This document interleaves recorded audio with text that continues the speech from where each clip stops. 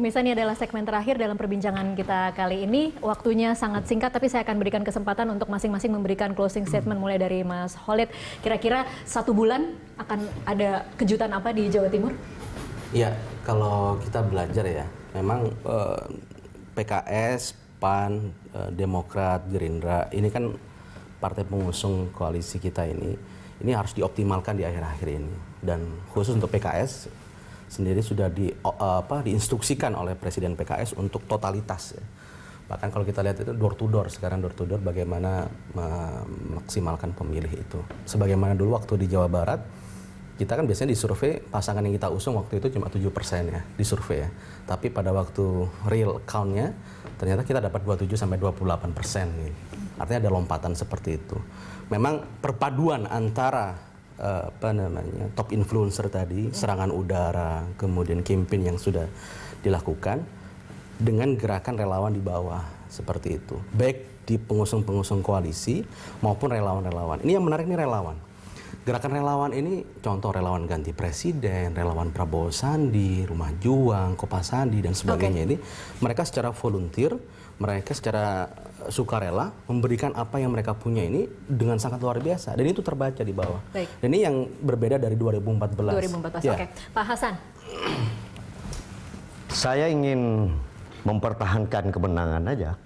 Tetap bagaimana kita membangun politik di Republik yang kita cintai Indonesia ini, khususnya Jawa Timur, yaitu politik yang berakhlakul karimah. Saya ingin menggerakkan bagaimana seluruh tim kampanye Jawa Timur Jokowi Kiai Ma'ruf Amin ini tetap berpegang teguh kepada syariat agama dan budaya bangsa Indonesia. Kalau kata-katanya mempertahankan, berarti memang sudah maksimal seperti ini ya, tidak bisa naik lagi angkanya. Mempertahankan yang sudah ada, nah, tentunya ini nanti akan ada kenaikan karena 1 bulan sebagaimana yang disampaikan oleh Pak Jayadi Hanan ini, tentunya dalam sebulan strategi kita akan beda. Tapi dalam konteks berpolitiknya tetap mempertahankan politik yang berakhlakul karimah tanpa ada fitnah. Dan kinerjanya fakta. Berbedanya seperti apa Pak Hasan?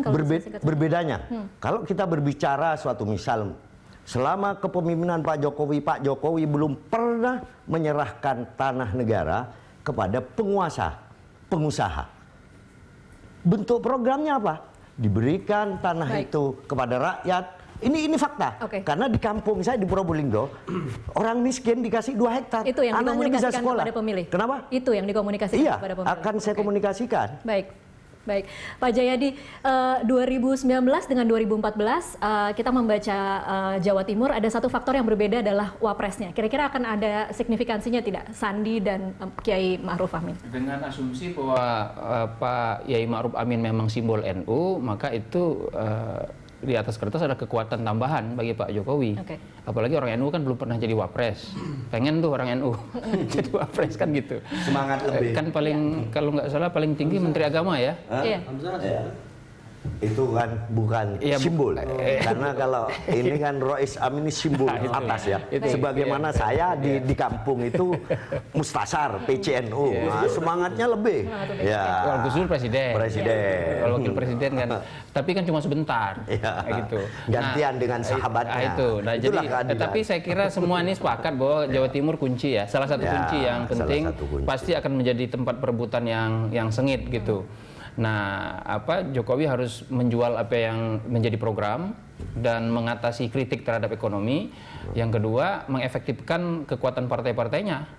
Kalau tadi pertanyaan saya sudah maksimal, sudah mentok, sudah klimaks belum angkanya Pak Jokowi di belum ada yang maksimal, masih harusnya bisa lebih. Harusnya bisa lebih gitu. Nah, bagi kubu Prabowo saya kira memang sangat mungkin crossing kan? Ya masih anything is still possible. Apapun masih mungkin lah, tergantung pada usahanya kan gitu.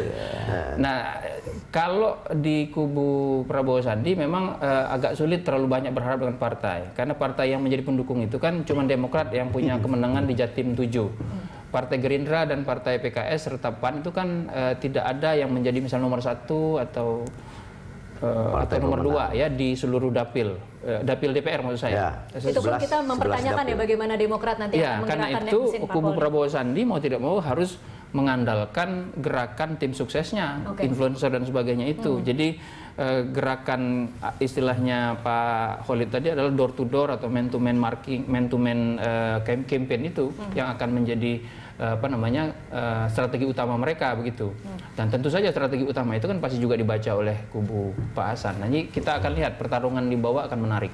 Oke, baik. Kita akan sama-sama nantikan kira-kira 1 bulan lagi langsung akan kita menerima hasilnya akan seperti apa. Pak Jayadi, Pak Hasan, dan juga Mas Khalid, terima kasih untuk waktunya di Prime Time Talk. Dan pemirsa jangan lewatkan special interview with Claudius Bukan pada pukul 20:05 malam ini dengan topik Pilpres bukan surga atau neraka bersama Ketua TKN Jokowi Ma'ruf Erick Thohir. Demikianlah Prime Time Talk kali ini. Anda bisa mengirimkan informasi dan saran kepada kami melalui email di redaksi@berita1.tv atau follow kami via Twitter, Facebook, YouTube, dan juga Instagram. Atas nama kerabat kerja yang bertugas, saya Tasya Liutmila undur diri. Terima kasih dan sampai jumpa.